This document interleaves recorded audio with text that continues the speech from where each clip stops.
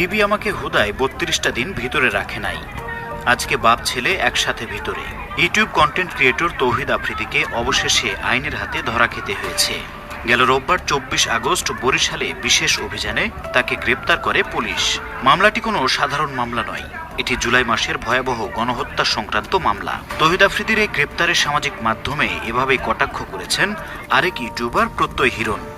হিরণ এখানে থামেননি, আরও লিখেছেন, আল্লাহ দিন শেষে সবাইকে নিজের জায়গা দেখিয়ে দেন। মানে সময়ই আসল বিচারক। যে যা করেছে তার ফল একদিন না একদিন তাকে ভোগ করতেই হবে।